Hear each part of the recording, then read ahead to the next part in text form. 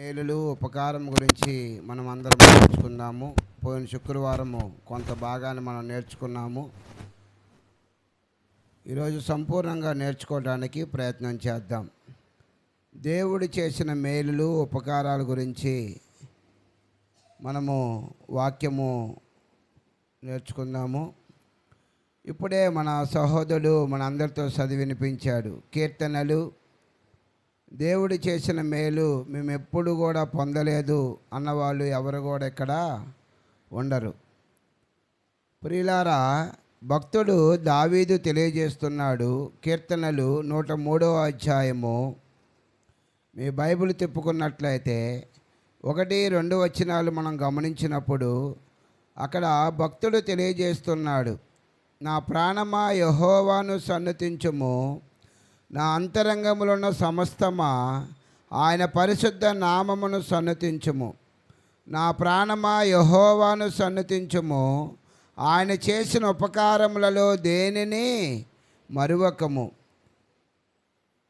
భక్తుడు దావీదు తన యొక్క జీవితంలో తెలియజేస్తున్నాడు, ఆయన చేసిన ఉపకారములలో దేనిని మర్చిపోకూడదు. ఒక క్రైస్తవులైన మనము ఈ లోకంలో మనం జీవించినప్పుడు ఆయన చేసిన మేలు మనం ఎప్పుడు కూడా మర్చిపోకూడదు. ప్రియులారా, చాలామంది మర్చిపోతారు అన్న విషయాన్ని కూడా బైబిల్ తెలియజేస్తుంది. రోమీయులకు రాసిన పత్రిక 1వ అధ్యాయము 21వ వచనములో మనం తిప్పుకున్నట్లయితే అక్కడ మరియు వారు దేవుని ఎరిగియు ఆయనను దేవునిగా మహిమపరచలేదు, కృతజ్ఞతాస్తుతులు చెల్లింపను లేదు, కానీ తమ వాదనల యందు వ్యర్థలైరి. ఒక క్రైస్తవులమైన మనము ప్రతి విషయంలో కూడా దేవునికి కృతజ్ఞతాస్తుతులు చెల్లించేవారుగా ఉండాలి. ప్రియులారా, పౌలు గారు కూడా, అపోస్తుడైన పౌలు కూడా 1వ దశలకు రాసిన పత్రిక 5వ అధ్యాయము 18వ వచనములో కూడా తెలియపరుస్తున్నాడు, మన జీవితంలో చిన్న మేలైనా సరే, మన జీవితంలో పెద్ద మేలైనా సరే దేవునికి కృతజ్ఞతాస్తుతులు చెల్లించేవారుగా మనం ఉండాలి. అదే పౌలు గారు దశలో ఉన్న క్రైస్తవులకి తెలియచేస్తూ ఉన్నాడు, ప్రతి విషయమునందు కృతజ్ఞతాస్తుతులు చెల్లించుడి. ప్రతి విషయంలో కూడా నీ జీవితంలోనే కానీ నా జీవితంలోనే కానీ దేవుడు చేసిన మేలు ఎప్పుడు కూడా మనం మర్చిపోకూడదు. ఆయన చేసిన ఉపకారములను దేనిని మర్చిపోకూడదు.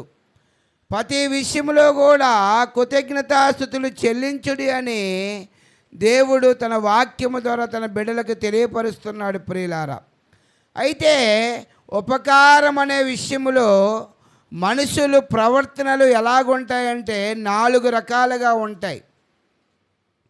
దేవుడు ఉపకారం చేశాడని కృతజ్ఞత చెప్పుకొనక పోగొట్టుకున్న వారు ఒక వర్గం అయి ఉన్నది.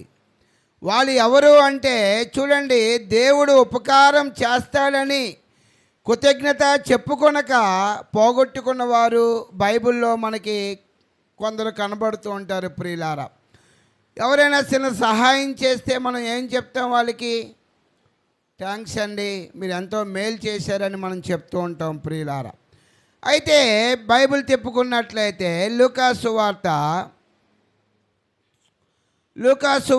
12వ అధ్యాయము మీ బైబిల్ తిప్పుకున్నట్లయితే అక్కడ ఒక ధనవంతుడు ఉన్నాడు.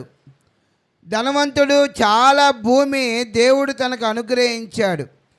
అయితే దేవుడు తనను ఎంతగానో దీవించినప్పుడు లూకాసు వార్త 12వ అధ్యాయము 16 నుంచి మనం గమనించినప్పుడు, మరియు ఆయన వారితో ఈ ఉపమానము చెప్పెను, ఒక ధనవంతుడికి భూమి సమృద్ధిగా పండెను. అప్పుడు అతడు నా పంట సమకూర్చుకున్నటకు నాకు స్థలము సాలదు గనుక నేనేమి చేతునని తనలో తను ఆలోచించుకొని, నేను ఇలాగు చేతును, నా కొట్లు విప్పి వాటికంటే గొప్ప వాటిని కట్టించి అందులో ధాన్యమంతటిని నా ధాన్యమంతటిని నా ఆస్తిని సమకూర్చుకొని. ఇక్కడ ధనవంతుడికి చాలా పంట పండింది. దేవుని దయ వలన చక్కగా వర్షాలు వచ్చాయి, పంట పండింది. దేవునికి కృతజ్ఞతాస్తుతులు చెల్లించలేదు ఇతడు. ఇది నా కష్టార్జితము అంటారు. నేను ప్రయాసపడితేనే ఇంత సంపాదించాను, కొట్లన్నీ ఈ పంట బాగా పండింది, నేను దాచుకోవడానికి గోడౌన్స్ కావాలి, ఇంకా పెద్ద పెద్దవి కట్టించుకోవాలి, దాంట్లో నేను దాచుకోవాలని ఈ ధనవంతుడు ప్రయత్నం చేశాడు ప్రియులారా. అయితే ఈ యొక్క వర్షాకాలము వర్షం పడకపోయినా, మంచు పడకపోయినా, ఎండ సూర్యలక్ష్మి పంట మీద పడకపోయినా పంట అనేది పండదు ప్రియులారా. దేవుడి దయ వలన నేను ఈ స్థితిలో ఉన్నానని చెప్పలేక అతడు ఏమని గర్విస్తున్నాడు అంటే, ఇక్కడ చూడండి 19వ వచనములో అంటాడు. లూకాసు వార్త 12వ అధ్యాయము 19, 20 వచనాలు మనం గమనించినప్పుడు, నా ప్రాణముతో నా ప్రాణమా అనేక సంవత్సరములకు విస్తారమైన ఆస్తి నీకు సమకూర్చబడి ఉన్నది. సుఖించుము, తినుము, తాగుము, సంతోషించుమని చెప్పుకొనెను. ఇక్కడ తన ప్రాణముతో అంటున్నాడు, నా ప్రాణమా తినుము, తాగుము, కుషించుము, అనేకమైన సంవత్సరములకు నీకు ఆస్తి సమకూర్చి ఉన్నాను. ఇచ్చిన దేవునికి మాత్రం కృతజ్ఞతాస్తుతులు చెల్లించటం లేదు. ఎవరికి చెప్తున్నాడు? తన ప్రాణముతో చెప్తున్నాడు, నా ప్రాణమా తినుము, తాగుము, కుషించుము, అనేక సంవత్సరములకు నీకు సమకూర్చి ఉన్నానని. దేవుడు అంటున్నాడు, ఈ రాత్రే నీ ప్రాణము అడుగుచున్నాను. ఇక్కడ ఇతను ఎలాగా దేవుడు పోల్చాడు అంటే, వెర్రివాడా, ఫూల్ అంటున్నాడు. ఇక్కడ దేవుడికి కృతజ్ఞతాస్తుతులు చెల్లించుకోకుండా తన ప్రాణముతో అంటున్నాడు. అయితే దేవుడు ఏమంటున్నాడు అంటే, అయితే దేవుడు ఎర్రివాడా, ఈ రాత్రే నీ ప్రాణం అడుగుచున్నాను, నువ్వు సిద్ధపరిచినవి ఎవనివగునని అతనితో చెప్పాను. నీవు సంపాదించినవన్నీ చెప్తున్నావు కదా, నా ప్రాణమా తినుము, తాగుము, కుషించుమని చెప్తున్నావు కదా, ఈ రాత్రే నీ ప్రాణం అడుగుతున్నాను, అవి సంపాదించినవి ఎవరు అవుతాయని దేవుడు అడుగుతున్నాడు ప్రియులారా. అయితే దేవుడు చేసిన ఉపకారములు శాస్త్రాలని కృతజ్ఞతలు చెప్పుకొనక పోగొట్టుకున్నవాడు తన ప్రాణాన్ని పోగొట్టుకున్నాడు ప్రియులారా. అయితే సంఖ్యాకాండము 20వ అధ్యాయము కూడా మనం గమనించినప్పుడు, మోషే కూడా దేవుడు చెప్పిన మాట వినకపోతే తను వెళ్ళవలసిన స్వాస్థ్యాన్ని వెళ్ళలేకపోయాడు ప్రియులారా. మీ బైబిల్ తిప్పుకున్నట్లయితే సంఖ్యాకాండము 20వ అధ్యాయము 10, 12 వచనాలు మనం గమనించినప్పుడు అక్కడ దేవుడు ఏం చెప్తున్నాడు అంటే ఆ మాట వినలేదు ప్రియులారా. తర్వాత మోషే హారోనును ఆ బండ ఎదుట సమాజమును పోగు చేసుకున్నప్పుడు అతడు వారితో, దోహులారా వినుడి, మేము ఈ బండలో నుండి మీ కొరకు నీళ్లు రప్పింపవలెనా అనెను. అయితే ఇక్కడ బండతో నీళ్లు దేవుని దేవలన దేవుడిచ్చాడు. అయినా సరే వీళ్ళు ఏం చేశారు అంటే అక్కడ వాళ్ళు దేవుని మహిమపరచలేదు. వాళ్ళు దేవుని దయ వలన, దేవుని కృప వలన మేము సమృద్ధిగా నీళ్లు మాకు ఉన్నాయని వాళ్ళు అనుకోలేదు. తర్వాత ఏం చేశారు అంటే కింద వచనములో మనం గమనించినప్పుడు, అప్పుడు మోషే తన చెయ్యి ఎత్తి 2 మారులు తన కర్రతో ఆ బండని కొట్టగా నీళ్లు సమృద్ధిగా ప్రవహించెను. సమాజమును పశువులను తాగెను. ఇక్కడ కింద వచనాల్లో కూడా మనం చూసినట్లయితే, అప్పుడు యెహోవా మోషే ఆరోను, మీరు ఇశ్రాయేలు కన్నుల ఎదుట నా పరిశుద్ధతను సన్మానించినట్లు నన్ను నమ్మకపోతిరి గనుక ఈ సమాజమును నేను వారికి ఇచ్చిన దేశములోనికి మీరు తోడుకొని పోరని చెప్పాను. ఏం చెప్పాడు అంటే, దేవుడు నా మాట మీరు గౌరవించలేదు, నా పరిశుద్ధతను మీరు సన్మానించలేదు, కాబట్టి మీకు ఇస్తానన్న పాలు తేనె ప్రవహించే దేశంలో మీరు వెళ్ళరు, మీకు ఇస్తానన్న శ్వాసాన్ని ఇక్కడ వీళ్ళు పోగొట్టుకున్నారు. ప్రియులారా, నిజంగా మోషేను చూసినప్పుడు ఆ పాలు తేనె ప్రవహించే దేశం దూరం నుంచి చూచి వందనము చేసి, ఈ లోకములో మేము యాత్రికులము పరదేశులమని చెప్పి వందనములు చేశాడు మోషే. ప్రియులారా, ఇక్కడ ఏం చెప్తున్నాడు అంటే, దేవుడు ఇశ్రాయేలు కన్నుల ఎదుట నా పరిశుద్ధతను సన్మానించినట్లు నన్ను నమ్మకపోతిరి గనుక ఈ సమాజమును నేను వారికి ఇచ్చిన దేశంలోనికి మీరు తోడుకొని పోరని చెప్పెను. ఇక్కడ మోషే కూడా దేవుడు చెప్పిన మాట వినకపోతే మోషే కూడా పాలు తేనె ప్రవహించే దేశంలోనికి వెళ్ళలేకపోయాడు. ప్రియులారా, లూకా సువార్తలో కూడా ఒక వ్యక్తి గురించి మనం చూద్దాం. ఇక్కడ లూకా సువార్త మీ బైబిల్ తిప్పుకున్నట్లయితే, లూకా సువార్త 17వ అధ్యాయము అక్కడ మనం చూసినట్లయితే, యేసు ప్రభు దగ్గరికి 10 మంది కుష్ఠరోగులు వస్తారు. 10 మంది కుష్ఠరోగులు వచ్చి, అయ్యా మాకు కుష్ఠరోగము, మమ్మల్ని స్వస్థపరిచయ్యా అని చెప్పినప్పుడు యేసు ప్రభు వారు వాళ్ళ మీద కనికరించి వాళ్ళని మీ యాజకులకు చూపించుకోమని చెప్పినప్పుడు వాళ్ళు ఏం చేశారు అంటే, వారు మార్గం మధ్యలోకి వెళ్ళినప్పుడే వారి యొక్క శరీరం అనేది మార్పు వచ్చింది. ప్రియులారా, వారు సంపూర్ణమైన స్వస్థత పొంది ఉన్నారు. అయితే వాళ్ళు ఏమైంది అంటే, ఆ 9 మంది వచ్చింది, ఎంతమంది యేసు ప్రభు దగ్గరికి 10 మంది వచ్చారు. అయితే యేసు ప్రభు దగ్గరికి ఎంతమంది వచ్చారు? ఒకే ఒక్కడు వచ్చాడు. అయ్యా నా శరీరంలో మార్పు వచ్చింది, నాలో ఉన్న వ్యాధి కుష్టి వ్యాధి పోయింది, నేను సంపూర్ణంగా ఉన్నానని చెప్పి తన భార్య బిడ్డల దగ్గరికి వెళ్ళకోకుండా ఎవరైతే తను బాగు చేశాడో, ఏ దేవుడైతే తను స్వస్థపరిచాడో ఆ దేవుని దగ్గరికి పరిగెత్తుకొని వచ్చాడు. ప్రియులారా, పరిగెత్తుకొని వచ్చి సాష్టాంగంగా పడి ఆయనకి కృతజ్ఞతాస్తుతులు చెల్లించాడు. ఆ యేసుప్రభువారు అడుగుతున్నారు, ఆ 90 వేరి అని. ఇక్కడ ఆ 9 మంది వాళ్ళ ఫ్యామిలీల దగ్గరికి వెళ్ళిపోయారు, వాళ్ళ కుటుంబ సభ్యుల దగ్గరికి వాళ్ళు వెళ్ళిపోయారు. ఇతడు ఎవరు అంటే, వచ్చిన వాడు అన్యుడు. అన్యుడు ఎవరంటే ఎవరండి? దేవుని ఎరిగిన వాళ్ళే అన్యుడు. ఈరోజు మనం అన్యుల్లో చూస్తే చాలా నిష్ఠగా ఉంటారు వాళ్ళు.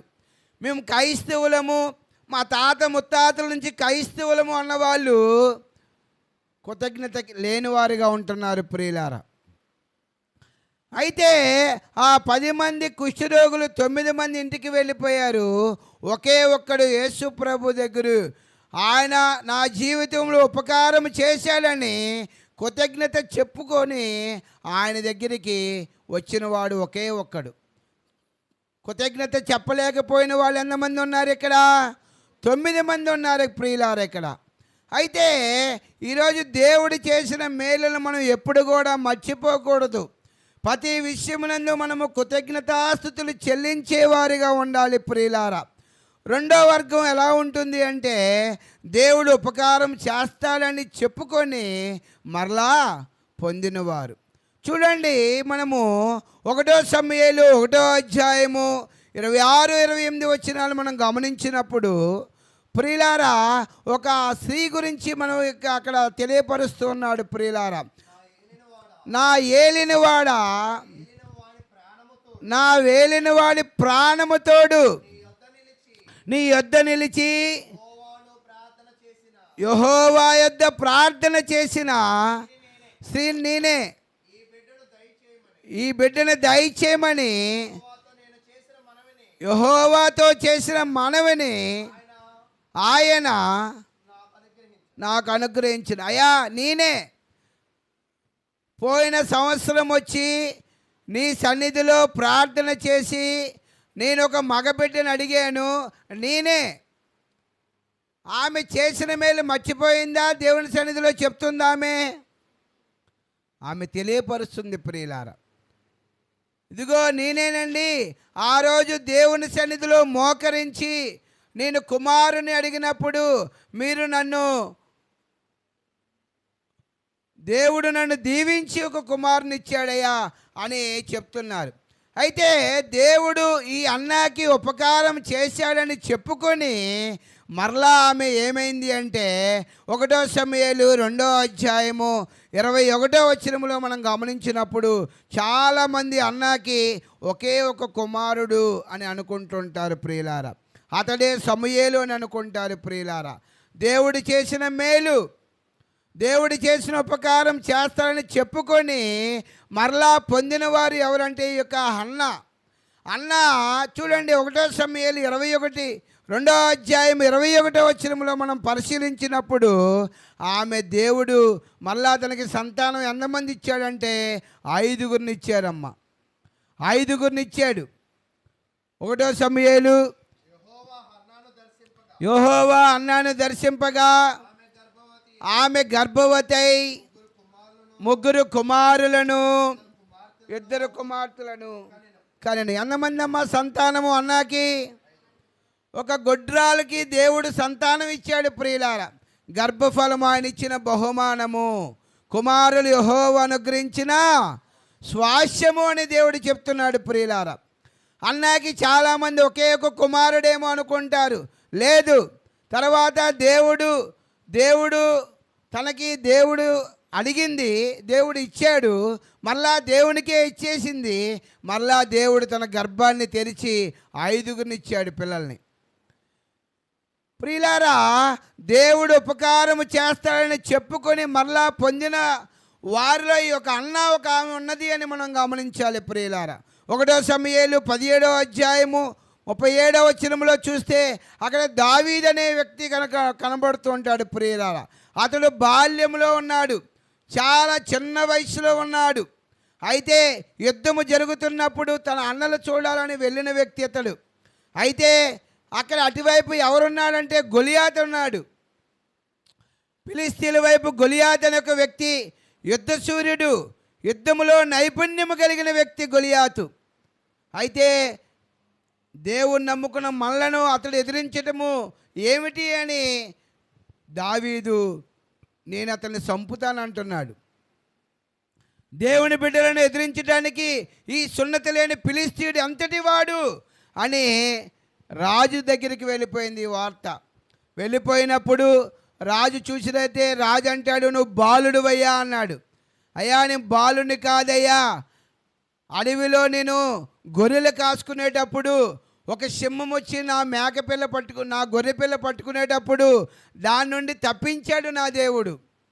ఎలుకబంటి ఒకసారి వస్తే దాని నుండి కూడా నేను నా గొర్రె పిల్లని కాపాడానయ్యా, దాన్ని నేను చంపేశాను కూడా అని చెప్పినప్పుడు అయితే నువ్వు వెళ్ళు అని సౌలు రాజు చెప్పడం అనేది జరుగుతుంది ప్రియులారా. అయితే ఇతడికి ధైర్యం ఏమిటి? దేవుడు నాకు తోడుగా ఉన్నాడని. చూస్తే బాలుడు యుద్ధ కవచాలు వేస్తే మునిగిపోయాడు, నాకు ఇవన్నీ వద్దన్నాడు. అయితే అవతల గొలియాతు అంటాడు, రేయ్ నేను కుక్కను అనుకున్నావేంట్రా, నా మీదకి వస్తున్నావు, నిన్ను చంపి మాంసాన్ని గెద్దలకి ఆకాశ పక్షులకి వేసేస్తానని చెప్తున్నాడు. అయితే బాలుడు అంటాడు, దావీదు అంటాడు, నేను నాకు తోడుగా దేవుడున్నాడు, యుద్ధము యెహోవాదే అని ధైర్యంగా ముందుకు వెళ్తున్నాడు ప్రియులారా. ఎవరి యొక్క అతడికి తోడుగా ఉన్నాడంటే జీవం గల దేవుడు నాకు తోడుగా ఉన్నాడని చెప్పి ఆ గొలియాతు అయితే చాలా బలమైన వాడు వ్యక్తి. అతడు చాలా యుద్ధంలో నేర్పరగలిగిన వ్యక్తి. ఈ దావీదు బాలుడే అయినప్పటికీ ఇశ్రాయేలు ప్రజలను దేవుని బిడ్డలను ఎదిరించుటకు నువ్వు ఎలాంటి వాడివి, ఎంతటి వాడివిరా అంటున్నాడు ఇక్కడ. వారి యొక్క ధైర్యము, వారి యొక్క సాహసం చూసినప్పుడు అక్కడ ఆ కవచం అంతా పైనుంచి అరికాలు మొదలుకొని నడినెత్తు వరకు ఆ కవచం ధరిస్తే ఎక్కడ ఖాళీ ఉందంటే ఇక్కడ ఖాళీగా ఉంది. నుదుటి మీద అతడు ఖాళీగా కొద్దిగా ఉంది. ఆ యొక్క దావీదు ఒడిసె పట్టుకొని 5 గులకరాళ్ళు ఏరుకొని ఒకే ఒక రాయి పట్టుకొని ఆ ఒడిసితో కొట్టంగానే ఇక్కడ కొట్టి బోర్ల పడిపోయాడు ప్రియులారా. పడిపోయినప్పుడు వెంటనే దావీదు వెళ్ళి ఆ గొలియాతు కత్తే తీసుకొని తన తలని నరికేశాడు ప్రియులారా. ఏమిటి ఇంత ధైర్యం ఏమిటి ఈ బాలుడికి అంటే, దేవుడు నాకు అడవిలోనే అరణ్యములోనే నాకు దేవుడు ఎంతో ఉపకారం చేశాడు. సింహము నోటి నుండి ఎలుకబండి నుండి నన్ను కాపాడిన దేవుడు అని దేవుడు చేసిన ఉపకారం గురించి ఇక్కడ దావీదు చెప్పాడు ప్రియులారా. ఆ దేశానికి దావీదు రాజు అయ్యాడు. ఎన్ని సంవత్సరాలంటే 40 సంవత్సరాలు సుదీర్ఘముగా ఇశ్రాయేలు ప్రజల్ని పరిపాలించాడు ప్రియులారా. సౌలు కుమార్తెను కూడా వివాహం చేసుకున్నాడు ప్రియులారా. అయితే ప్రియులారా, దేవుడు ఉపకారము చేస్తాడని చెప్పుకొని మరలా పొందిన వాళ్ళు ఒక దావీదు అనే ఒక వ్యక్తి కూడా మనకి కనబడుతూ ఉంటాడు ప్రియులారా. చూడండి, మీ బైబిల్ తిప్పుకున్నట్లయితే మత్తయి సువార్తలో మనము పదే పదే చూస్తున్నాక 5 తలాంతుల గురించి మనకి అక్కడ కనబడుతుంది. అక్కడ మత్తయి సువార్త 25వ అధ్యాయము 28వ వచనంలో మనం చూస్తే అక్కడ ఒక రాజు ఒక వ్యక్తికి 5 తలాంతులు ఇచ్చాడు, ఒక వ్యక్తికి 2 తలాంతులు ఇచ్చాడు, ఒక వ్యక్తికి 1 తలాంతు ఇచ్చాడు. 5 తలాంతులు వాడు ఏం చేశాడు? 5కు 5 సంపాదించి, బలా నమ్మకమైన దాసుడా, నువ్వు ఈ కొంచెములో నమ్మకముగా ఉన్నావు అని ఆ రాజు అతన్ని మెచ్చుకున్నాడు ప్రియులారా. ఈ 2 తలాంతులు ఇచ్చిన వాడిని ఏమన్నాడు? ఈ కొంచెములో నీవు కూడా నమ్మకముగా ఉన్నావని, బలా నమ్మకమైన దాసుడా అని చెప్పాడు ప్రియులారా. అయితే 1 తలాంతు వాడు ఏం చేశాడు? 1 తలాంతోడు, అయ్యా నీవిచ్చిన తలాంతు భూమిలో దాచిపెట్టానయ్యా అన్నాడు. ఈ 1 తలాంతు కూడా తీసుకొని ఆ 5 తలాంతులోడికి ఆ రాజు ఇచ్చాడు. 5 తలాంతులోడు 5కు 5 సంపాదించాడు. 2 తలాంతులు వాడు 2కు 2 సంపాదించాడు. 1 తలాంతు వాడు ఏమీ సంపాదించుకోకుండా భూమిలో దాచిపెట్టాడు ప్రియులారా. ఈ 5కు 5 వచ్చిన వాడికే ఈ తలాంతు కూడా అతడికే ఇచ్చేశాడు రాజు. అనేకమైనవి ఆయన మరలా పొందుకున్నాడు ప్రియులారా. ఈ 5 తలాంతులు గలవాడు ఇంకా అనేకమైన వీటి మీద ఆయన తలాంతులు కలిగిన వాడుగా ఇక్కడ మనకి కనబడుతుంటాడు ప్రియులారా. అయితే దేవుడు ఉపకారం చేస్తాడని చెప్పుకొని మరలా పొందిన వాళ్ళు ఇతడు కూడా ఉన్నాడు అని మనం చెప్పగలుగుతాం ప్రియులారా. అయితే ఇంకొక వర్గం ఉన్నది. దేవుడు ఉపకారం చేయడని పోగొట్టుకున్న వారు ఒక వ్యక్తి మనకి కనబడుతూ ఉంటాడు. చూడండి, మీ బైబిల్ తిప్పుకున్నట్లయితే నిర్గమాకాండము 32వ అధ్యాయము మీ బైబిల్ తిప్పుకున్నట్లయితే నిర్గమాకాండము 32వ అధ్యాయము 3-4 వచనాలు మనం గమనించినప్పుడు ఇక్కడ దేవుడు ఉపకారం చేయలేడని పోగొట్టుకున్నవారు మనకి అక్కడ కనబడుతూ ఉంటాడు. నిర్గమాకాండము 32వ అధ్యాయము 3-4 వచనాలు మనం గమనించినప్పుడు, ప్రజలందరూ తమ చెవులనున్న బంగారు పోగులను తీసి హారోని యొద్దకు తెచ్చి అతడు వారి యొద్దకు వాటిని తీసుకొని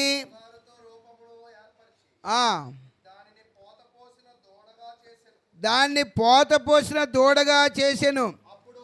అప్పుడు వారు, ఓ ఇశ్రాయేలు, ఐగుప్తు దేశములో నుండి నిన్ను రప్పించిన నీ దేవుడిదే అని అనేది. చూడండి, ఏ దేవుడైతే తనని ఐగుప్తు నుంచి రప్పించారో ఆ దేవుని వీళ్ళు మర్చిపోయారు ప్రియులారా. వీళ్ళు మర్చిపోయి ఒక దూడను చేసుకొని, ఈ దూడే నీ దేవుడు, ఐగుప్తు నుంచి నిన్ను తప్పించిన దేవుడు ఈ దూడే అని వాళ్ళు వాళ్ళకున్న బంగారం అంతా పోగు చేసి ఒక దూడను చేసుకొని దానికి నమస్కారం చేస్తున్నారు ప్రియులారా. దీనికి పరిహారంగా ఏమైపోయింది అంటే 32వ అధ్యాయం 28వ వచనంలో మనం చూసినట్లయితే అక్కడ వారికి అపారమైన నష్టం కలిగింది ప్రియులారా. 3000 మంది వాళ్ళు చనిపోయారు ప్రియులారా. దేవుడు ఉపకారం చెయ్యలేడని పోగొట్టుకున్న వారు ఎంతమంది అంటే ఇక్కడ 3000 మంది వాళ్ళు మరణించారు ప్రియులారా. 1 సమూయేలు 31వ అధ్యాయము 4-5 వచనాలు చూస్తే అక్కడ దేవుడు నాకు సహాయం చేయలేడు, దేవుడు నాకు ఏ మేలు చేయలేడు అని ఇశ్రాయేలు ప్రజలకి మొట్టమొదటి రాజు ఏం చేశాడు అంటే ఆత్మహత్య చేసుకున్నాడు ప్రియులారా. యుద్ధములో అక్కడ ఒక దేశానికి రాజు సౌలు, చూడండి 1 సమూయేలు, సున్నత లేని వచ్చి అంటే దేవుని ఎరగని బిడ్డలు వచ్చి నన్ను సంపుటగాక నేనే ఆత్మహత్య చేసుకుంటానని అనుకుంటున్నాడు ఇక్కడ సౌలు గారు. నిజంగానే వాళ్ళ చేతిలో చచ్చిపోవడం ఎందుకు? దేవుని ఎరగని బిడ్డల చేతిలో నేను ఎందుకు చచ్చిపోవాలి? ఒక ఆయుధాలు మోసే వ్యక్తిని పిలిచి నన్ను చంపే అంటున్నాడు. అతడికి భయం వేసి అతడి చంపల. అప్పుడు సౌలు ఏం చేశాడంటే తన కత్తితో తానే ఆత్మహత్య చేసుకున్నాడు ప్రియులారా. అంటే దేవుడు ఉపకారం చేయలేడు, నాకు సహాయం చేయలేడు అని తన ప్రాణాన్ని పోగొట్టుకున్నాడు సౌలు. ఇక్కడ 2 రాజులు 5వ అధ్యాయం 27వ వచనంలో చూస్తే గ్రహాజీ అనే ఒక వ్యక్తి మనకి కనబడుతుంటాడు. ఇతడు ఎవరు అంటే శిష్యుడు. ఇతడు ఏంటంటే నయమాను యొక్క బహుమతులకు ఆశపడి తను ఏం తెచ్చుకున్నాడంటే, నయమానికి ఏమొచ్చిందో మీ అందరికీ తెలుసా? కుష్ఠవ్యాధి. ఎలీషా ప్రవర్తన నాకు వద్దు అంటాడు, నీ బహుమతులు నాకు వద్దు, నాకు దేవుడు నాకు ఉపకారం చేస్తాడని అన్నీ వద్దు అన్నప్పటికీ ఈ గ్రహాజీ ఆశపడి వెంటబడి తెచ్చుకున్నాడు ప్రియులారా. ఏం తెచ్చుకున్నాడు అంటే నయమాను విడిచిన కుష్ఠరోగాన్ని తెచ్చుకున్నాడు. ఆయన కాదు, ఆయన కుటుంబం మొత్తం కూడా కుష్ఠవ్యాధి తెచ్చుకున్నాడు ప్రియులారా. 2 రాజులు 5వ అధ్యాయము 27వ వచనములో అక్కడ మనకి కనబడుతుంటుంది ప్రియులారా. కాబట్టి నయమానుకు కలిగిన కుష్టి నీకును నీ సంతతికిని సర్వకాలము అంటును. ఇప్పుడు తన చేసిన పొరపాటుకి తన ఫ్యామిలీ కూడా ఇక్కడ ఏమైపోయింది? కుష్ఠరోగం అనేది తెచ్చుకుంది ప్రియులారా. ఈరోజు దేవుడు నాకు ఉపకారం చెయ్యలేడు అని పోగొట్టుకున్న వాళ్ళు, దేవుడు సహాయం చేయడా, దేవుడు మేలు చేయడా, దేవుడు నమ్ముకున్న బిడ్డలకు ఉపకారం చేయడంటే ఇందాకే దావీదు చెప్పాడు 103వ కీర్తన 1-2, ఆయన చేసిన ఉపకారములలో దేనిని మరువకము.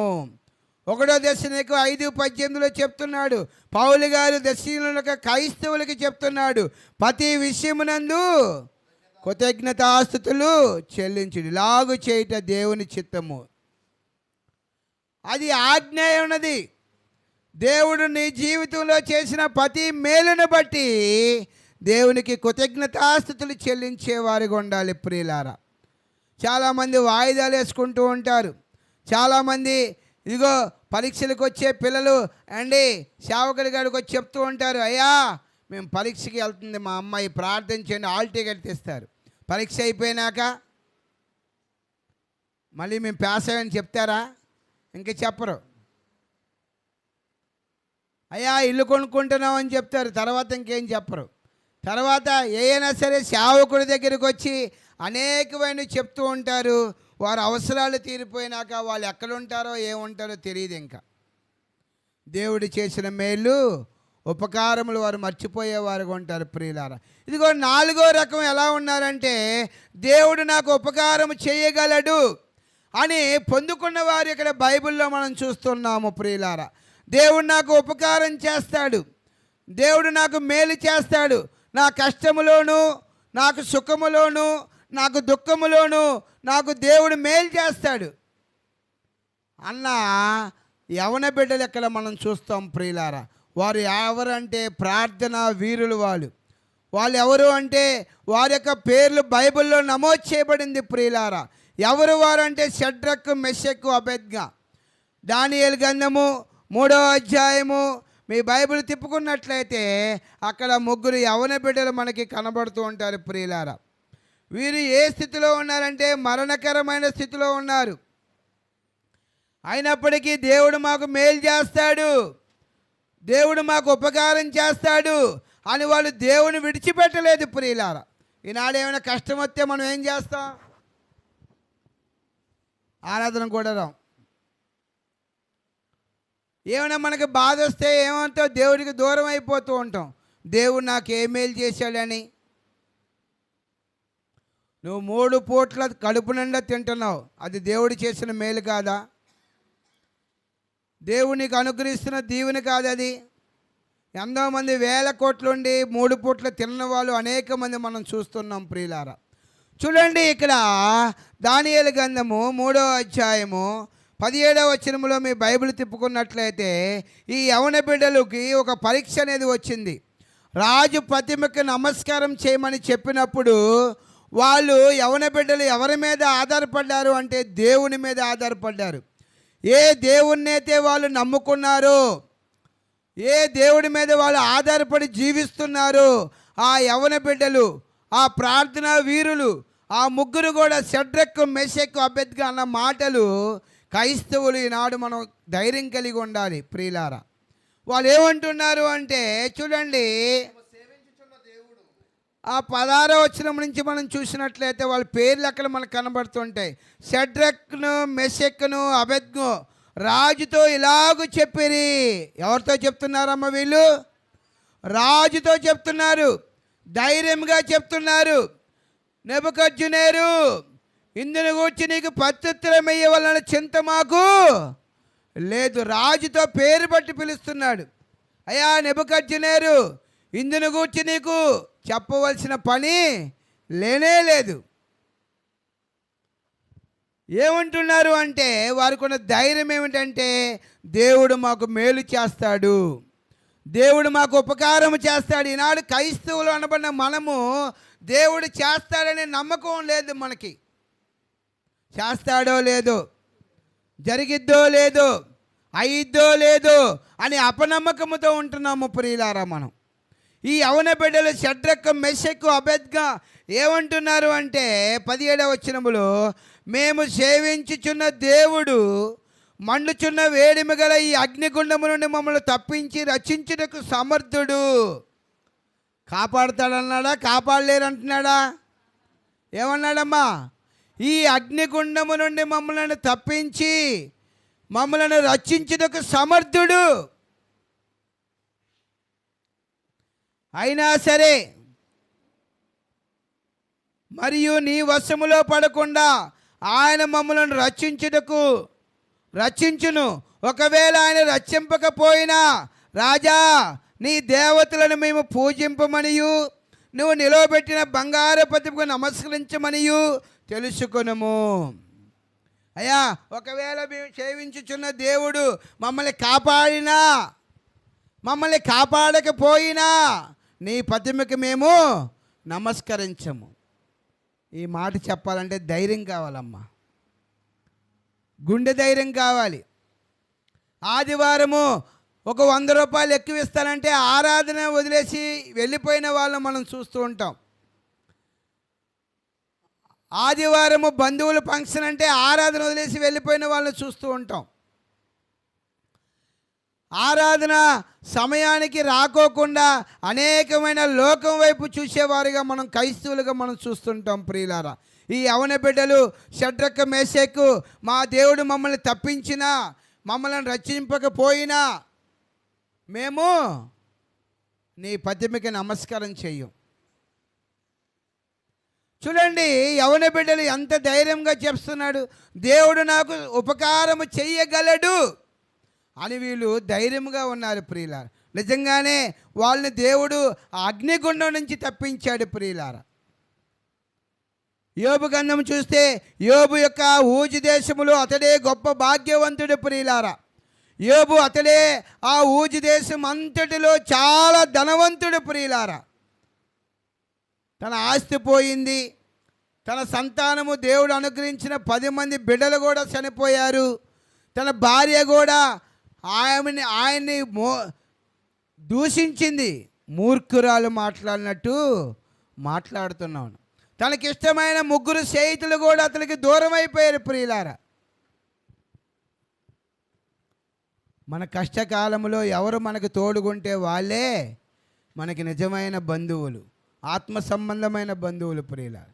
కష్టంలో పారిపోయే వాళ్ళు కాదు. ఇదిగో ప్రియులారా, యోబుకి 3 ముఖ్యమైన స్నేహితులు ఉన్నారు, పారిపోయారు. భార్య కూడా దూషిస్తుంది. అయినా సరే యోబు దేవుని విడిచిపెట్టాడా? దేవుని విడిచిపెట్టలేదు. విశ్వాసములో ఇంకా అంతకంతగా అభివృద్ధి చెందాడు ప్రియులారా. మన జీవితంలో ఏదైనా శ్రమ వస్తే మనం పారిపోతున్నాం ప్రియులారా. ఒక శ్రమ వెనకాల ఒక దీవెన అనేది ఉన్నది అని క్రైస్తవులకి పదే పదే తన వాక్యము ద్వారా దేవుడు తెలియపరుస్తున్నాడు. యోబు చూడండి, తన యొక్క యోబు గ్రంథం చదివినట్లయితే అతడే గొప్ప భాగ్యవంతుడు ఊజు దేశములో. అయితే యోబు గ్రంథము 23వ అధ్యాయము 10వ వచనములో చూస్తే అతడు ఒక శ్రమ వెనకాల దీవెన ఎలా ఉన్నదో చెప్తున్నాడు ప్రియులారా. ఇక్కడ శ్రమలు క్రైస్తవులకు వస్తాయి, శ్రమలు రాకుండా ఉండవు. కాబట్టి ప్రియులారా, యోబు అంటున్నాడు, దేవుడు సువర్ణము వలె నన్ను మారుస్తాడు అంటున్నాడు. బంగారు ముద్ద ఎవరికైనా ఇచ్చామనుకోండి, ఎవరైనా తీసుకుంటారా? బంగారాన్ని దేంతో కాలుస్తారు చెప్పండి అమ్మా? అగ్నితో కాలుస్తారు. కాలుస్తేనే మెరుటుగా కనబడిద్ది, దాని అందం అంతా దాంట్లో అప్పుడు కనబడుతుంటుంది. యోబు కూడా చెప్తున్నాడు, దేవుడు సువర్ణ వలె నన్ను మారుస్తాడు.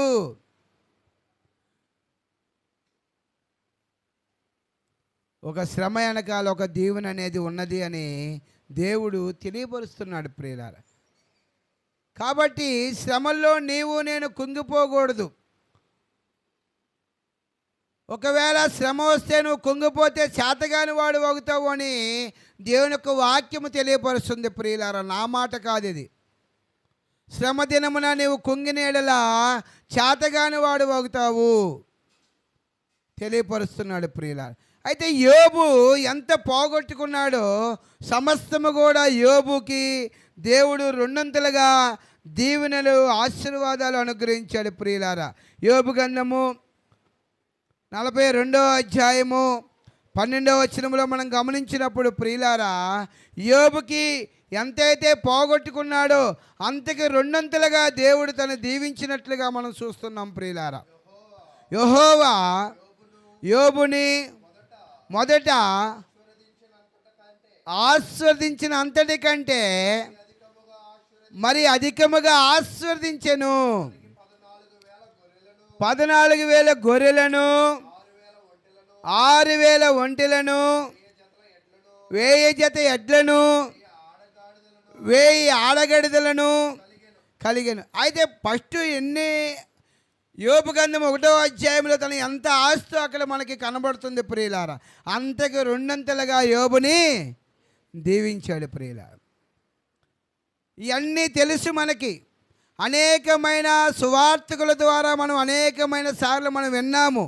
అయినా సరే దేవుడు మేలు చేస్తాడో లేదో, దేవుడు ఉపకారం చేస్తాడో లేదో అని డౌట్. మనము లోకం వైపు ఎప్పుడు చూడకూడదు. ఒక క్రైస్తవులమైన మనము ఎవరి వైపు మనము నిరీక్షణ కలిగి ఉండాలంటే దేవుని వైపే నీవు నేను నిరీక్షణ కలిగి ఉండాలి. నువ్వు దేవుని పైన ఆధారపడుకోకుండా బంధువుల మీదో, స్నేహితుల మీదో, ఇరుగు పొరుగు వారి మీదో నీవు ఆధారపడినట్లయితే నువ్వు ఎప్పుడు కూడా దేవుడు మేలు పొందలేవు. నువ్వు దేవుడు చేసిన ఉపకారములు పొందలేవు. భక్తుడు దావీదు చెప్పాడు, ఇదిగో అయ్యా, నేను అరణ్యంలో గొర్రెలు కాసుకునేటప్పుడు ఒక ఎలుగుబంటి నుండి ఒక సింహము నుండి కాపాడాడు నన్ను జ్ఞాపకం చేసుకున్నాడు. ఈనాడు దేవుడు చేసిన మేలు మనం ఎప్పుడు కూడా జ్ఞాపకం చేసుకోలేకపోతున్నాం. కృతజ్ఞత లేని వారిగా ఉంటున్నాము ప్రియులారా. ఆ 10 మంది కుష్ఠరోగుల్లాగా 9 మంది కృతజ్ఞత లేని వారిగా ఉన్నారు. ఒకే ఒక్కడు దేవుడు చేసిన మేలు మర్చిపోకుండా యేసు ప్రభు దగ్గరికి వచ్చి పాదాల మీద పడిపోయాడు ప్రియులారా. యేసు ప్రభు శిష్యులు 12 మంది అయితే అక్కడ యోహాను సువార్త 6వ అధ్యాయం 68వ వచనములో అంటాడు, అయ్యా నువ్వే మీ అవని వద్దకు వెళ్ళదాం అయ్యా, నీవే నిత్య జీవపు మాటలు గలవాడివి. శిష్యులందరూ దేవుడు నాకు ఉపకారం చేయగలని అని అన్నవాళ్ళు ఎవరు అంటే యేసు ప్రభు శిష్యులందరూ అదే మాట అన్నారు. యోహాను సువార్త 6వ అధ్యాయము 68వ వచనము అంటాడు, మేము అవని వద్దకు వెళ్ళేదము, నీవే నిత్య జీవపు మాటలు గలవాడువు. మేము పరలోకానికి వెళ్ళాలంటే నీవే, నేనే మార్గమును, నేనే సత్యమును, నేనే జీవమును, నా ద్వారా తప్ప తండ్రి వద్దకు ఎవరు వెళ్ళలేరని చెప్పేశాడు. కాబట్టి ప్రియులారా, ఈ 4 రకాల మనుషుల గురించి బైబిల్లో మనం చూసాం. ఈ 4 రకాల్లో మనం ఏ వర్గానికి చెందిన వారంగా ఉంటున్నాము? దేవుడు ఉపకారం చేస్తాడని కృతజ్ఞత చెప్పుకొనక పోగొట్టుకున్న వాళ్ళ ఉన్నామా? దేవుడు ఉపకారం చేస్తాడు చేసుకొని మరలా పొందిన వారిలాగా ఉన్నామా? దేవుడు ఉపకారం చెయ్యలేడని పోగొట్టుకున్న వారిలాగా ఉన్నామా? 4వ పాయింట్, దేవుడు నాకు ఉపకారం చెయ్యగలడు అని పొందేవారిగా ఉన్నామా? ఈ 4 రకాలుగా 4 ప్రవర్తన కలిగిన రకాలుగా ఉన్న మనుషులు మనము ఏ రకముగా ఉన్నాం ఈరోజు? చాలామంది క్రైస్తవులు, అయ్యా మా జీవితంలో ఈ మేలు జరిగింది, సువార్తికుని పిలిచి ప్రార్థన పెట్టుకుని అనేక మందికి, సమాజానికి, సంఘానికి అనేక మందికి వాక్యం ప్రకటించే వాళ్ళు అనేక మంది ఉన్నారు. వారికి డబ్బులు ఎక్కువైపోయా? లేదు. దేవుడు వారి జీవితంలో చేసిన మేలును బట్టి వారు కృతజ్ఞత కలిగి అనేక మందికి వాక్యం చెప్తున్నారు ప్రియులారా. ఈనాడు నీవు నేను ఎలా ఉన్నాం? దేవుడు చెప్తున్నాడు ప్రతి విషయమునందు కూడా కృతజ్ఞతాస్తుతులు చెల్లించాలి అని చెప్తున్నాడు ప్రియులారా. మనం కొన్ని విషయాల్లో చెల్లిస్తున్నాము, కొన్ని విషయంలో చెల్లించట్లేదు. కాబట్టి ప్రియులారా, దేవుడు చేసిన మేలులు, ఉపకారములు మనం ఎన్నడెన్నడూ కూడా మర్చిపోకూడదు ప్రియులారా. ఆ 9 మంది, ఆ యొక్క 10 మంది కుష్ఠరోగులు 9 మంది మర్చిపోయారు. ఒకే ఒక్కడు చేసిన మేలు మర్చిపోయారు, తిరిగి కృతజ్ఞతాస్తుతులు చెల్లించాడు. ఆ ధనవంతుడి విషయంలో గమనించినప్పుడు, నా ప్రాణమా తినము, తాగము, కుషించము, అనేకమైన సంవత్సరములకు నీకు సమకూరుస్తున్నాను ప్రాణంతో చెప్పుతున్నాడు. అయ్యా ఇదంతా నీవే ఇచ్చావు, నీ దయ వలనే నాకు ఇచ్చావు అని ఒక్క మాట అనలేదు అతడు. దేవుడు ఏమన్నాడు? ఫూల్, ఎరివాడా, ఈ రాత్రే నీ ప్రాణం అడుగుచున్నాను రా, నువ్వు సంపాదించింది ఎవరు పోగుతే అన్న. ప్రియులారా, దేవుడి మీద నిజంగా నీవు నేను ఆధారపడి జీవించినట్లయితే దేవుడు మనకు ఉపకారం చేస్తాడు. మనం పాట పాడుకుంటాం కదా, నీవు చేసిన ఉపకారములకు నేనేమి చెల్లింతును. ఆయన చేసిన ఉపకారములకు మనం ఏమి చెల్లించిన ఆయన రుణము తీర్చుకోలేం ప్రియులారా. కాబట్టి ఈ వాక్యం విన్న నీవు నేను వాక్యానుసారంగా మనం జీవించడానికి ప్రయత్నం చేద్దాం. ఏమైనా తప్పులుంటే సరిచేసుకొని, ఇంకా నిన్నైనా సరే నేను ఏ విషయాల్లో తప్పిపోయానో అది జ్ఞాపకం చేసుకోవాలి ప్రియులారా. కాబట్టి దేవుడు చేసిన బిడ్డలు, ఆయనే మనల్ని పుట్టించెను, మనము ఆయన వారము, మనము ఆయన మేపు గొర్రెలము. ఆయన సృష్టించిన బిడ్డలకు ఆయన పోషించడా, ఆయన సహాయం చేయడా? నీ తల్లి తండ్రి మరిచిన నిన్ను నేను విడువను అన్నాడు. ఒకరిని తల్లి ఆదరించినట్లుగా నేను ఆదరిస్తానని చెప్పాడు. అన్ని చెప్పి అన్ని వాగ్దానాలు చేస్తుంటే నువ్వు ఏ వైపు వెళ్తున్నావు? నువ్వు ఎటువైపు చూస్తున్నావు? విశ్వాసమునకు కర్తగు యేసు వైపు చూస్తూ మన ముందున్న పరిగెబత్యములో మరణము వరకు నమ్మకంగా మనం జీవించినట్లయితే మనకి జీవ కిరీటం అనేది ఇస్తాడు. మరణము వరకు నమ్మకంగా ఉండాలి. కొంతకాలం నమ్మకముగా ఉండి వెళ్ళిపోవటం కాదు. మరణం వరకు నమ్మకంగా ఉంటే ఆయన నిన్ను నన్ను విడిచిపెట్టడు. ఆయన మేలు చేసే దేవుడే, ఆయన కీడు చేసే ఆయన కాదు. ఆయన ఉపకారం చేసే దేవుడే. ఆయన మనుషుడు కాదు, ఆయన దేవుడు, ఆయన నరుడు కాదు. ఒక మాట అంటాడు కదా, మనుషులను నమ్ముకున్నట కంటే రాజులను నమ్ముకుంటే కంటే యెహోవాను ఆశ్రయించుట మేలు అంటున్నాడు. కాబట్టి ఇప్పటి వరకు ఓపికగా ఉన్న మీ అందరికీ